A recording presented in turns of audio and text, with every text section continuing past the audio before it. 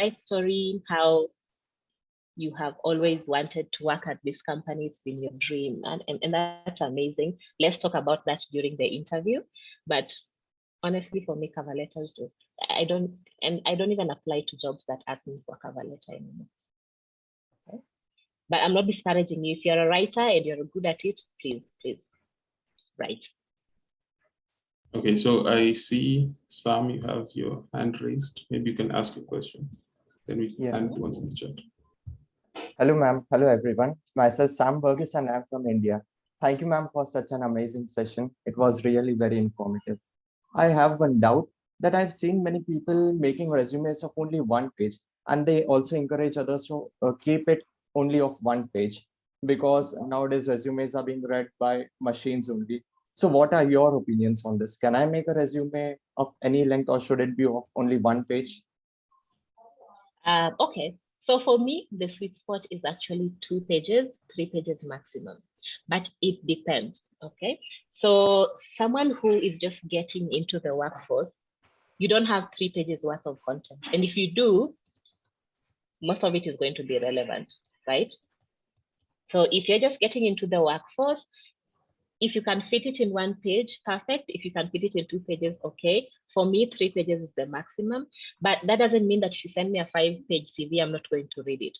It's just going to take a longer time, and I will be like looking to move to the next one, okay? So it just like puts you at a slight disadvantage when you have a long CV with a lot of detail, because I mean, I'm shortlisting, so I'm not reading novels.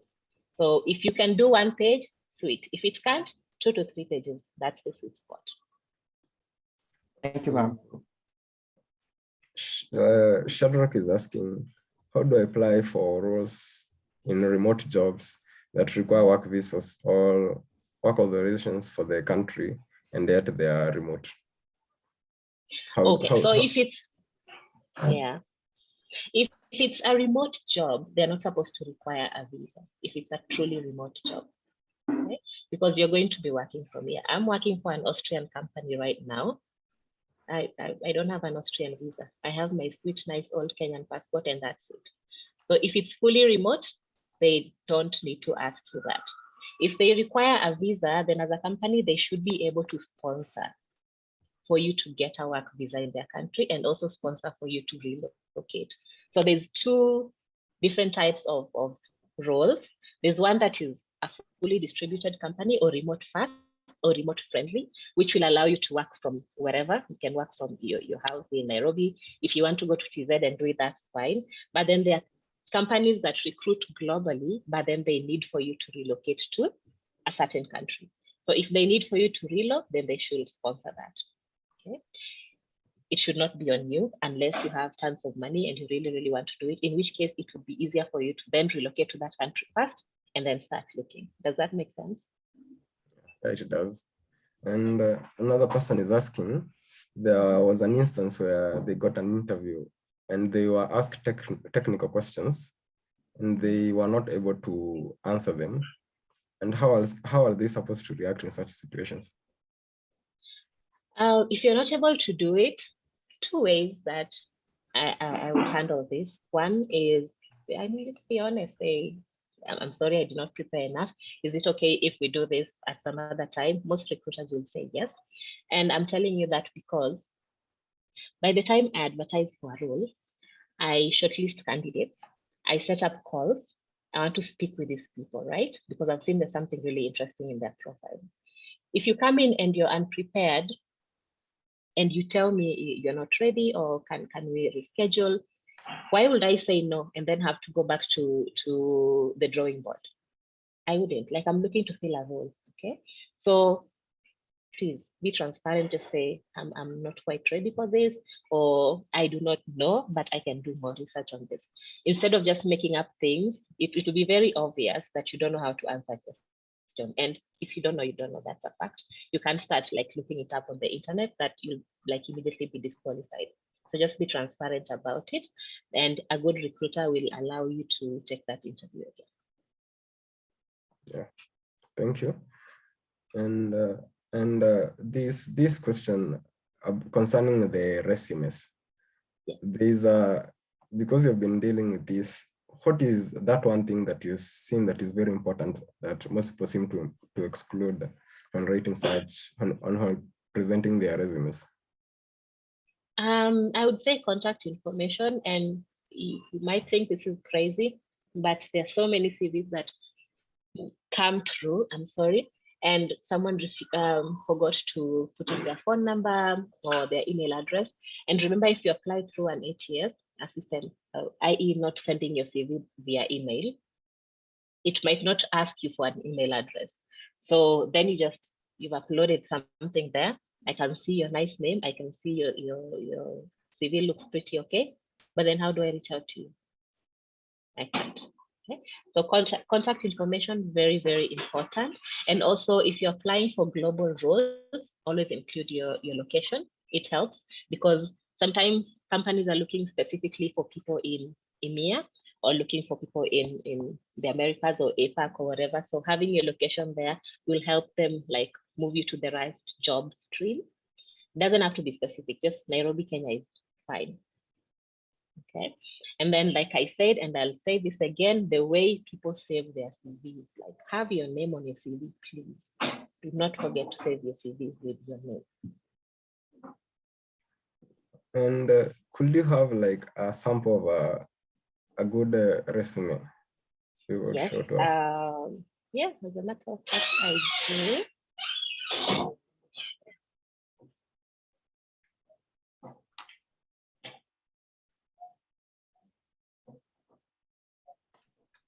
Okay, so hoping you can see. Yeah, we can. All right. So this is a CV of a developer. I'm sorry, I refer a lot to developers because I'm a tech recruiter, so that's mostly who I recruit for. So this is a sample CV, okay? And names have been changed and location and stuff like that has been changed to protect the person. So number one, you notice how they have saved their CV, right? First name, last name, title, and then their resume. Simple, nice, and I know exactly what I'm looking for if I download it. And then so there's a name here, there's a location, there's a phone number, and there's an email address. Summary of qualifications. This is what you would have put in a cover letter if you were to write a cover letter, but you just have it in nice bullet points. How many years of experience you have? Are you backend? Are you frontend? Are you full stack? Are you into finance, accounting? Are you a HR person? Let me know. What have you done? If you're in HR, maybe you're good at employee relations, you're good at recruitment, you're good at, maybe you have been focusing on, I don't know, employee welfare and all of that. You have it over there. And then specific things that you're interested in, you can also have it. Technology is very important, especially in software development or engineering.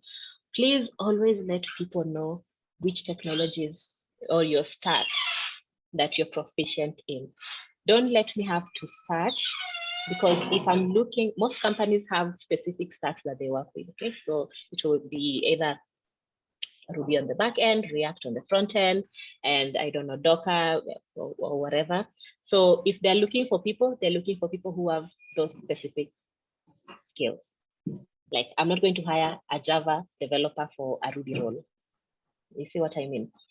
Which means you have to let me know which technologies you are proficient in.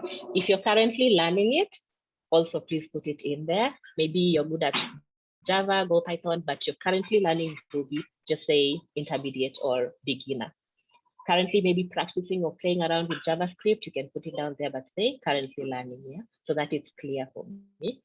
But put it all there, let me know. And then this is what I meant by having your last role first. So you have your current role, when did you start, what's the company, and where is the location of this role. And then you can let me know, like this is actually a lot. You don't have to put all of this detail, but just like, let me know what exactly you did. Don't copy the JD for that role when you applied for it. Just what have you done? What have you achieved? What technologies have you used? That's perfect, okay? And then what was the role before that, if you had it? all of that, just like put them on there. Do you have personal projects? And this is very important for people who are just getting into the employment space. What have you done? So this guy has worked for quite a while, since 2015. So he doesn't have to give me so much detail onto his personal project because already he has work experience. If you don't have that much in terms of work experience, then you can go into a bit more detail into your personal projects. So if you have a blog in Python, just, this is the URL of it, and it talks about XYZ.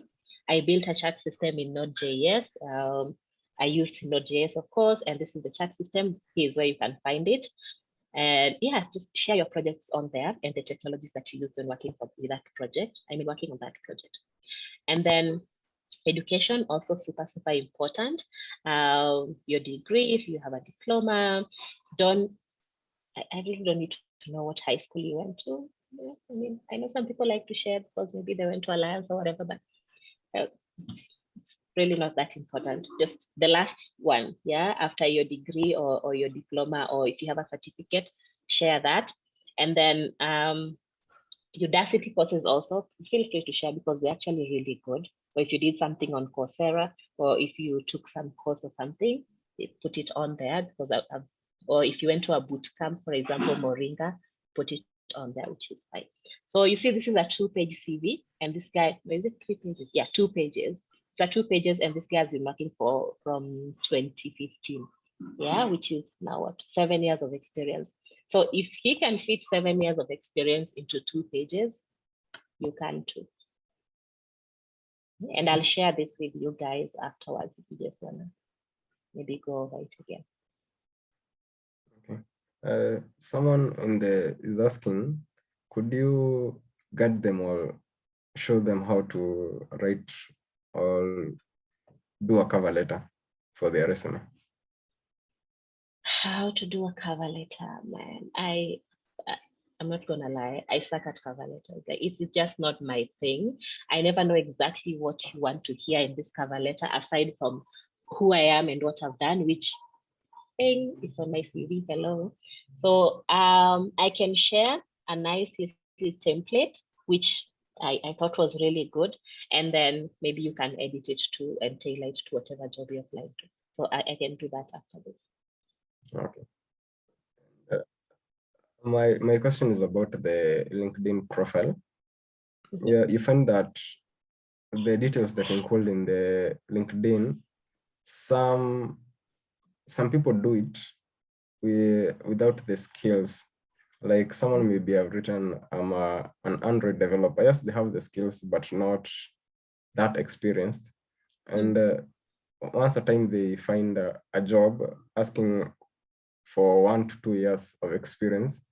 And when they get to the interview, they encounter the challenges. So what is your advice to the people who do that in their profiles? I would say be honest in your profile. If you're entry level, and there's nothing wrong with that. Everyone starts from somewhere, right?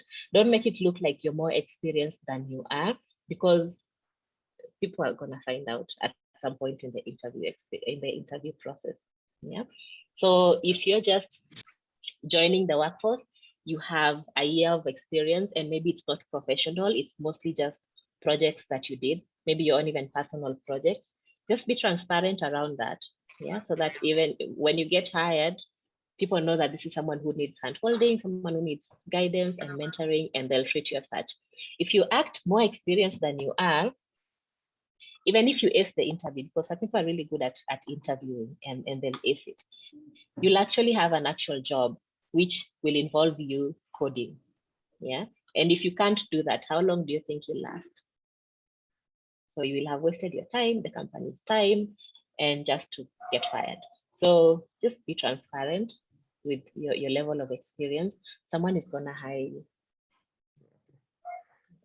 And the instance of sending resumes, should you attach the documents directly, or should you attach the links to the resumes? Oh, and thank you so much for asking that question. So again, there are 2 ways to apply for a role. Some companies have applicant tracking systems, and some companies will ask you to please apply to careers at I don't know, safaricom.com. So if it's an email application, you need some sort of a cover letter on the body of that email. So you'll open your nice email to careers@blah.com, and then the title of it. Some companies will specifically tell you to add the name of the role in the title, which makes it easy for them to shortlist. So you just say application for a software developer role, and then make sure the title of that job is in the subject line, and then have a cover letter. I would like to apply for this role. Please find attached my CV. If they only ask you to apply, only attach your CV, please. Please only attach your CV unless they tell you to include other documents, in which place you will include the specific documents that you are asked for. Yeah, I used to work for a company that would do the same thing of asking applicants to send in their CVs via email, and you will not believe the number of people who will attach all certificates that they have ever gotten from every single training, a copy of their ID, copy of their driving license, a copy, almost birth certificate, everything is attached on that one email. Imagine you trying to download all of that stuff to move on to the next person that you want to look at. Like, it's crazy. Just attach your CV. If they ask you for something else, attach that specific thing.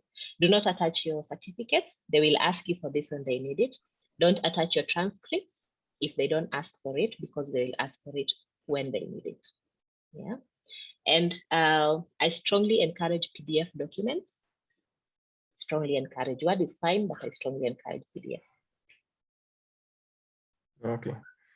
And concerning our portfolio, does the time count when learning and preparing the portfolio count in your experiences? Experience learning typically does not count, because you're not producing anything.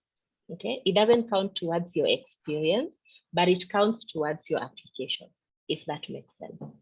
So if a hiring manager tells me, hey, let's find an Android developer with 2 years of experience, or let's say 1 year of experience, the time that you spent learning Android will not count. Like, I cannot convince this hiring manager that this counts as experience.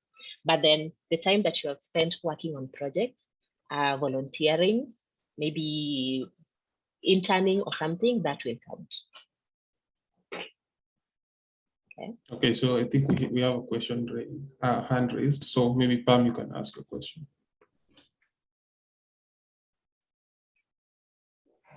Go ahead, Pam. Hello, can everyone hear me? Yes. I wanted to ask about this trend in LinkedIn of switching your location to maybe US so that you can get jobs from US. Is that effective, or is it okay? Well, LinkedIn is going to definitely block you at some point. Okay, I would say it's very easy. If you're looking for US jobs specifically, you can just go and search. Like, just keep your location as Kenya, but then when you're searching for jobs under location, you can specify the location that you're looking. Because if you switch your location, number one, and this has happened to a friend, so I know firsthand. They were in Kenya, and no, they're Kenyan, but they live in Denmark. So when they came home, they switched their location and then forgot to switch it back when they moved back, and their LinkedIn got restricted, and they have never been able to recover their account. You don't want that, because you need your LinkedIn. Okay, so don't do that. You don't have to do that. Just instead of doing that, just search for jobs in a specific location. If it's Dubai, you'll go, hey, I'm looking for an unbid role location, Dubai. You'll get a list of all of those roles. And does that make sense? Yeah.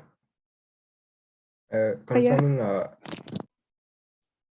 can I ask concerning the general skills? Is that a plus when you add them in your lesson? Yeah, I see the question. Can I add general skills like leadership when applying for, say, an engineering job? So, everyone can say they have leadership skills. Everyone can say, I am a team player, very hardworking, I always show up. Like, it's just words that you can type. But I prefer that you show how you did that, okay? So Yeah, I see that it's Perez who asked this. If you're saying you have leadership skills, instead of just writing their leadership, say you led this team or you led this group at this XYZ time. Okay, that shows me more than it tells me. So if you're applying for a role and they say skills that you must have, leadership skills, customer service, teamwork, and all of that, you can list it, but then it's better if you show it. So show that leadership, this is how I demonstrated this, customer service, this is how I demonstrated this. And then during the call, when you're talking to the recruiter, you can now expound on that. Okay. I see another one. When sending an application via mail, which document should we attach? Okay, I think I already answered that. Okay, I think attaching. Okay. I have a question. So with regards to the skills, where do soft skills fit in the CV, or do they have a place to put in the CV? Soft skills that you have. You can put them honestly, but it really, for me as a recruiter, it doesn't count if you don't show. Okay. If a job is asking you for it's very specific on wanting you to have leadership skills, highlight a role that you had that showed this. So if you're leading this club, for example, or if you're leading your class, or if you led a project somewhere, you can have that under your projects. Yeah, I led this group to do this and this and this, which led to us achieving XYZ. That has shown me that you have these skills. Rather than just writing, I have leadership skills.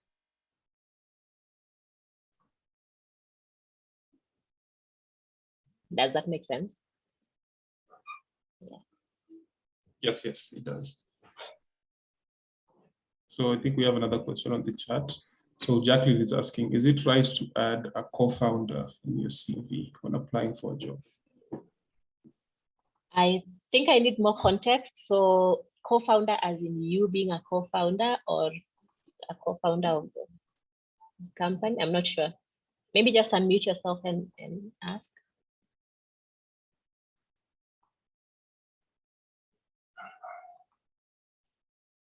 Okay, Jacqueline, if you could unmute. So I meant maybe you have a company and you're applying for a job. Is it right to add you're a founder of a company or a co-founder? Yes, please. Yeah, if you co-founded a family, a company, then I mean, already it shows you are scrappy, you have started something, you have leadership skills, you have tenacity. That alone, like, already shows a lot. So please have it on there. Of course, you will be asked why you have co-founded that company and you're looking for another role, which again, always just be honest. If you don't have enough funding, I don't know, or if it did not work out, or if it's a passion project, be transparent.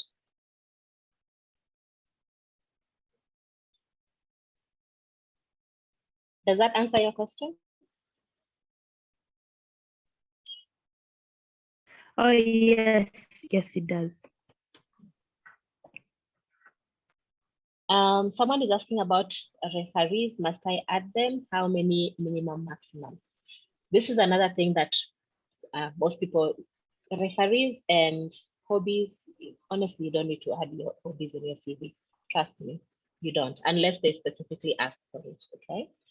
Referees, again, if they ask for it, you can add it. Otherwise, if you move on and you get an offer, you will be asked for referees anyway. So you literally don't have to have them on your CV unless specifically they tell you, please send us a copy of your CV with 3 referees to XYZ. Yeah. But if they don't ask, you don't have to. You can, but you don't have to, because again, remember, it's taking up real estate in your CV. Okay, we're trying to keep our CV nice and to the point and short, and 3 referees already is almost 1 page. So if it's specifically requested, you can put it on there. If not, you don't have to. Again, you don't have to say referees available upon request. It's implied. Okay, when we get to offer stage, I will ask you for a list of referees. So don't feel like it's something actually before you apply for a job, you have to know exactly who you're going to have as a referee. No, don't stress about that unless specifically they ask you. John is asking that I applied for a role and did good at the interview, but I think I didn't get the job because I'm a student and they wanted an on-site person. What is your advice? Should one drop off school for a role? So this is, I can't be talking to majority students and say, yes, please leave school, go be Mark Zuckerberg or something. No, like finish, graduate, okay? But this is going to be a personal decision for everyone. If you feel like this role is going to do more for you than the degree that you're studying for, I don't know. This is very, very personal. But me personally, I always believe in doing what I'm supposed to do when I'm supposed to do it. So if I'm supposed to be currently studying and I have 4 years to do that, I'll do just that. I'm a safe person. I follow the rules. But some people are more like risky. They like taking risks and they like making quick decisions. So some people might do that. For example, when I worked at Andela, we had people who dropped off from their CS degrees and joined the bootcamp, and it worked out amazing for them. Other people did the same, it didn't quite work out. And so that means they somehow had to go back to school and complete their degrees, yeah? So this is something that is going to be a personal decision. So it really depends. There's no right or wrong answer. I have like a question. I have a friend who asks that like now if they get a job, a well-paying job, they argue that their reason to study is to get a job by the end of the day. But if they get the job now, where is the point to continue with the studies?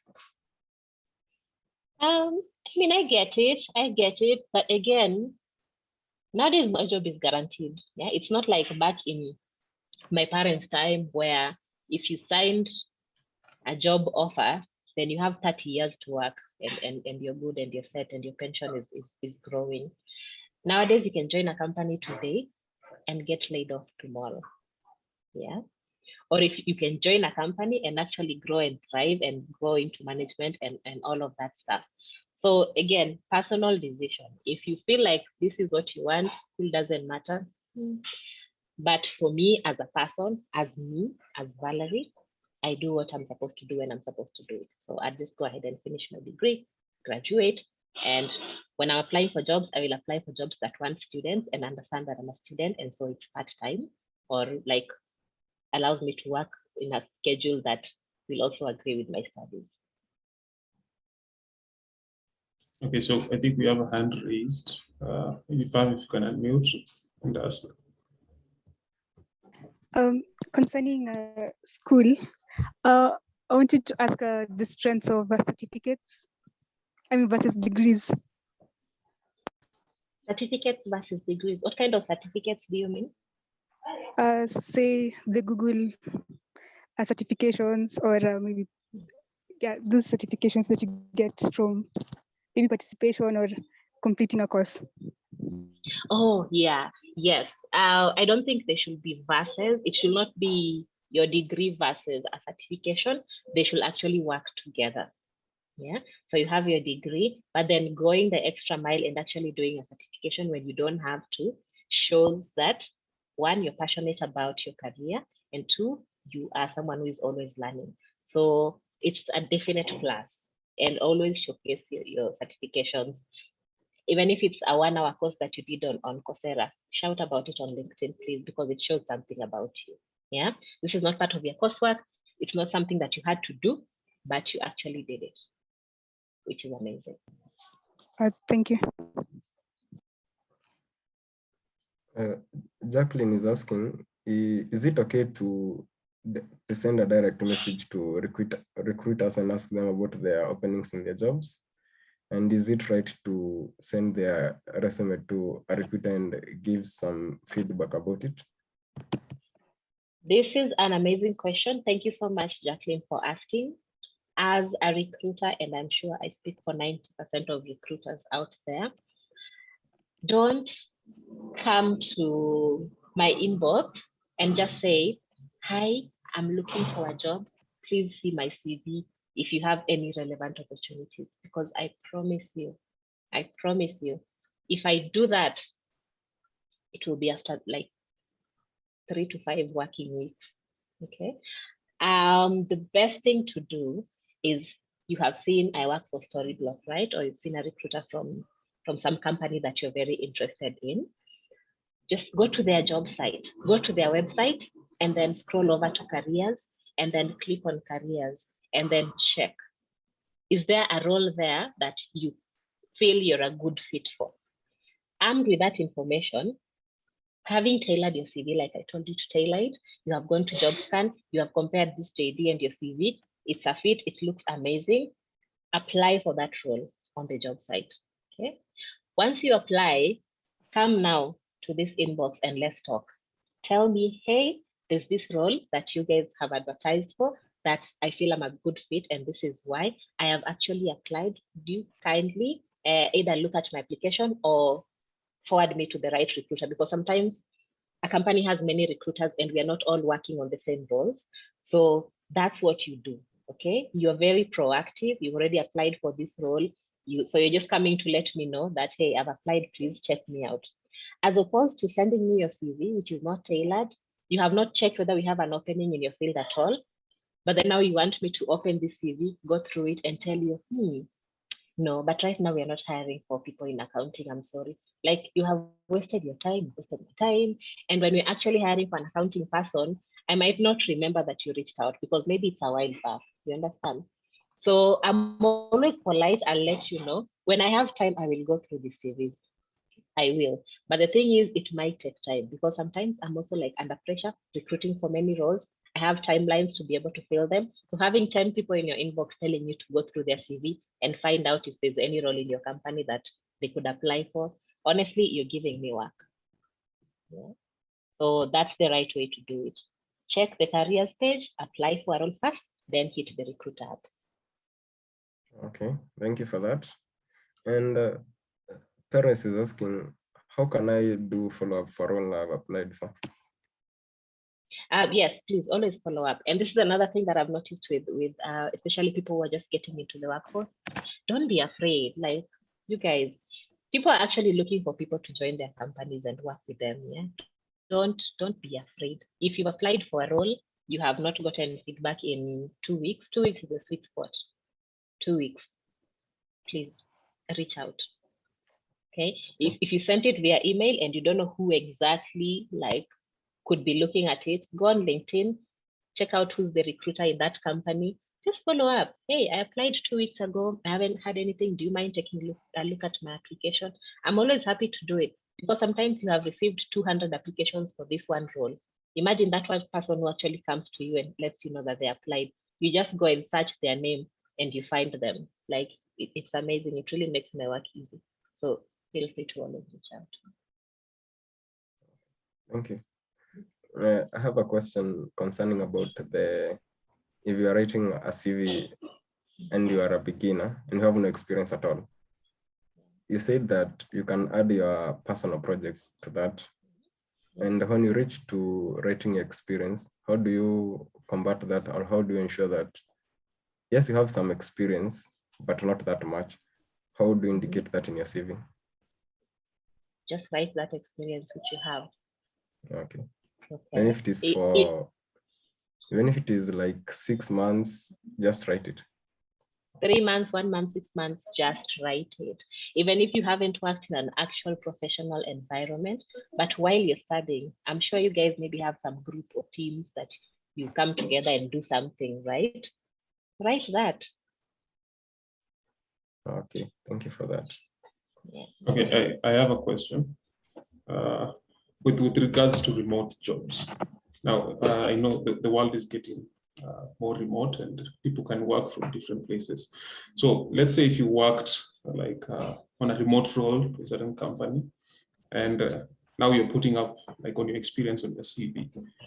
In the part of location, what do you write? Do you write the location of the company where it is, or do you just write remote? You write the location of the company and remote. Okay, so you put it besides, or how would you put it, or in bracket?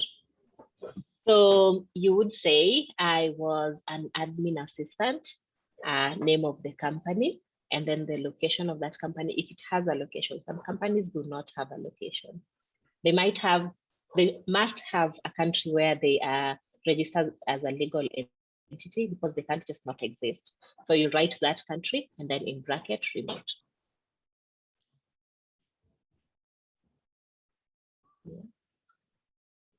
Because again, when you're going through background checks, people need to confirm that the companies that you say you worked for actually do exist. So if you must state a location.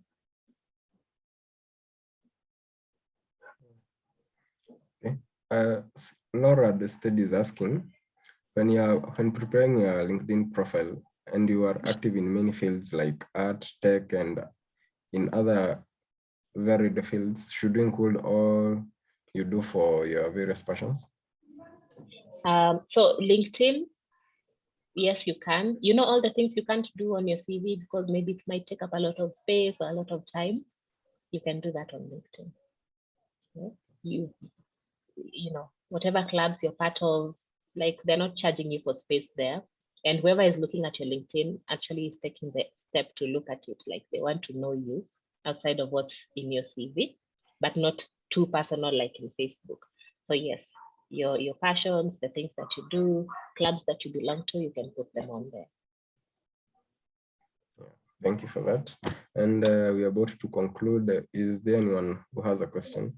Or Valerie, could you give us some insights on what you feel needs to be done? Okay, first I'll wait if there's anyone else with a question.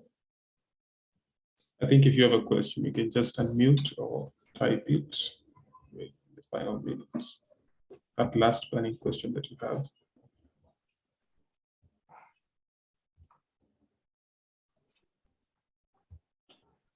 Okay, I think I'll ask one. Okay, Pam, you can go. I wanted to ask if there's anything you're leaving out that you feel is necessary for job applications. What am I leaving out? Okay, I can make that also the parting shot. I would say both experienced and for guys who are just getting into the workforce, just apply. Yeah, I know you see this a lot on LinkedIn. Don't what do you call it? Self-disqualify, whether that's English. Just apply, but at the same time, be a bit realistic. Okay, you know, these thought leaders on LinkedIn always say, oh yeah, it's an engineering job, but you have been a football coach your whole life, but just apply. That's not gonna work. What recruiters do is we have job requisitions. So we are looking for people to fill these job requisitions. Yeah. Now imagine I've sent out this one job ad. I'm looking for an accountant. How many people do you think are going to apply for that job? Many, right? And how many people do you think are actually going to have relevant experience? A number. So if it's completely unrelated to what you've done, don't just like waste your time shooting out applications, hoping for the best. Instead, target your applications.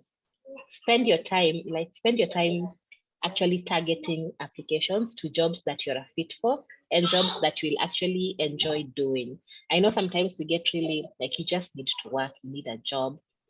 Someone will tell you, I don't care if it's, I don't know, standing at the gate, I'll do it, and that's okay. And I love that tenacity. But then for a career, because you want to build a career and you know exactly what you want in your future. Sometimes you don't. I didn't at the age of like 22. I didn't know exactly what I wanted. Give me just 1 minute to kill that.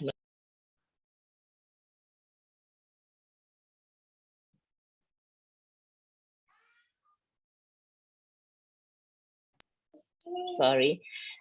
Yeah, so be a bit more intentional about the jobs that you apply for.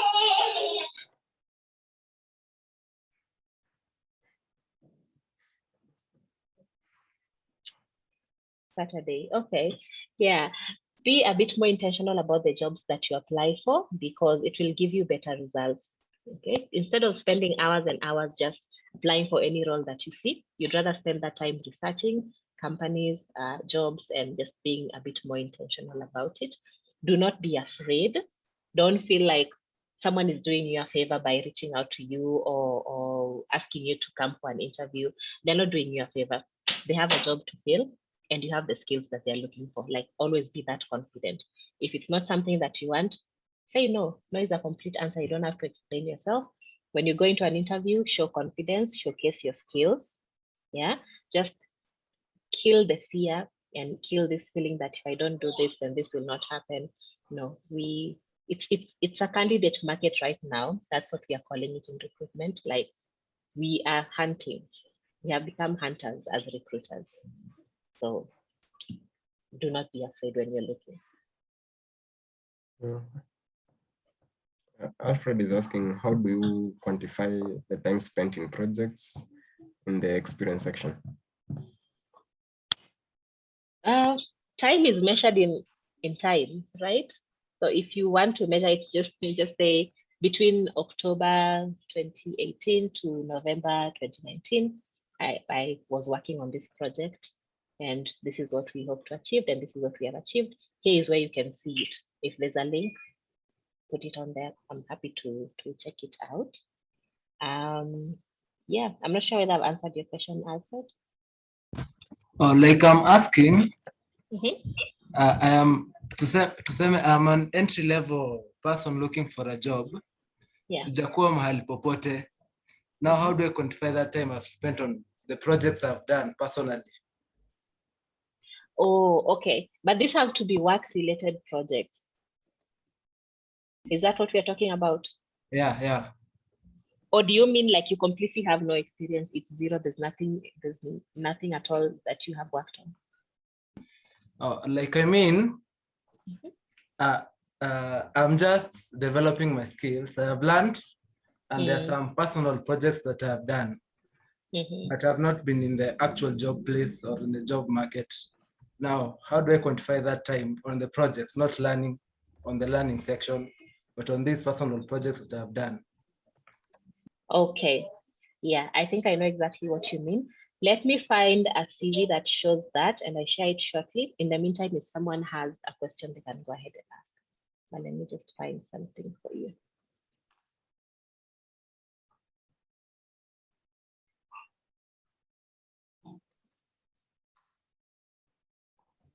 Okay, so we're having a question from Daham. He's asking, can we include our language skills into the resume? For example, if I can speak Spanish, Russian, should I add it or not? Yes, please add it. Please add it. And especially for these global roles, most of them, it's an actual plus if you have multiple languages that you can communicate in. English has taken over the world, so you'll always be at an advantage just by the fact that you speak English. Yeah. But then if you have other languages that you speak as well, add them on there. And maybe for personal question, when you're structuring a CV, should you like split between work experience and volunteer experience, or should you just put experience? Just putting between both work volunteer experience and what? Should they be two different sections, like work experience, maybe job where you've worked, and maybe volunteer experience, or can you just put them all in under one section on just experience? Oh yeah, so it depends. If you actually do have work experience, yeah, then you can separate them. If you don't, then that volunteer experience counts as your work experience. So you just put it on there. So you'd say work experience, I worked at Shofco as this and this, volunteer. But if you have like actual work experience now, you can separate have your work and then volunteer somewhere down there. Okay, thank you. So and I have a question. What are some of the best resources that we can use? What? Concerning the writing the resumes, cover letters, job applications, and such. Okay. So in the slide, I actually shared some that you can use. Yeah. So jobscan.co That's the good when you want to tailor your CV. You can even bookmark it or during the time when you'll be actively looking for a job. For interview prep, there's a site now, because I'm trying to do two things at the same time. Sorry. So for interview prepping, try Exponent, but also YouTube. Yeah, just go onto YouTube and look up interview prep. It will help you with a lot of skills. And then for coding practice, if you're into development, the ones that I've seen like work really, really well for people that are free, because for some of them you have to pay. There's HackerRank, you go on there, do your practice coding test and all of that. There's LeetCode and there's Codility, and I'm sure there are many others, but just use the internet. Use the internet, and especially YouTube, use that. Okay, you'll find tons of resources, tons of mock interview questions, tons of even like coding tests that people have actually been asked out here. The other thing that I do is when I have an interview with a company, for example, I'll go onto their Glassdoor, and then under the interview section, I will look for like questions that people were actually asked. You'd be surprised at how many companies just ask the same questions over and over and over and over again. Yeah. Like exactly the way they asked candidates 3 months ago is how they'll ask it again. So go on to Glassdoor, look up the interviews, how did they go and what questions were you asked, and use those to practice. Okay, thank you. Jacqueline is asking, do you also do technical interviews? And if yes, what are some of the things that we should portray when doing the interviews? Or should we aim at just answering the questions? Okay, before I answer that, there's another question I've received about Steph and NHIF. If you land a position, at times when you begin, you're fresh, you're not aware of this. Okay, that's a good question. I'll turn on my HR cap. Steph and NHIF are very straightforward. Okay, once you get a job, one of the first things they'll do, or they should do, if this is a proper company, is give you a letter, an introduction letter, which you will take to a Huduma Center, which has their employer number. Okay, and then these guys will process for you an NSSF card and an NHIF card. If they don't do this, red flag, because some companies actually deduct these things from people's payslip, but they don't submit them.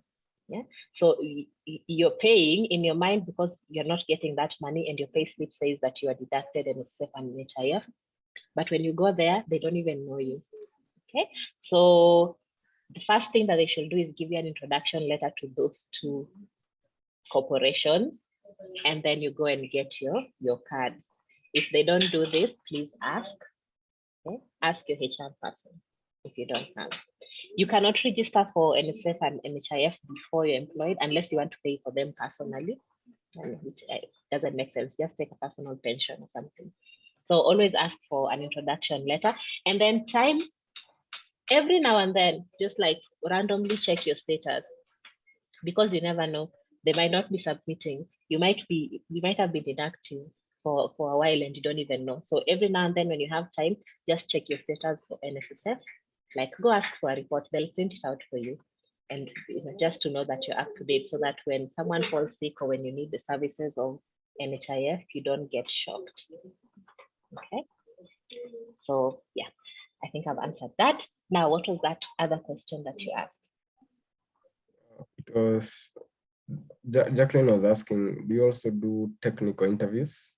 And if yes, are there some things that we should always try to portray, or should we just aim at answering the questions well?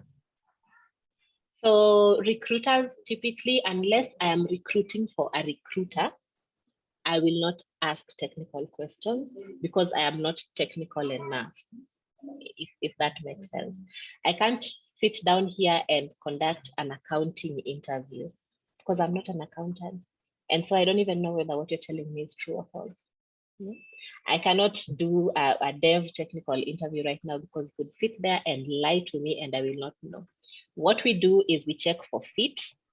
Yeah. First, we want to confirm that what you have on your CV is actually true. So we'll ask questions around your experience.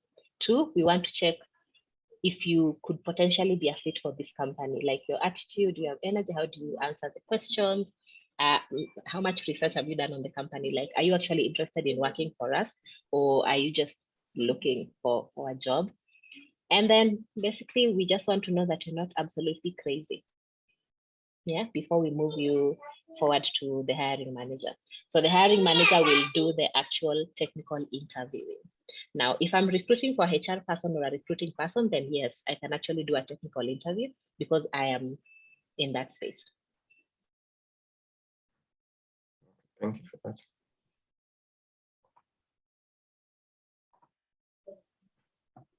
Okay, so I think we've reached the end of the session.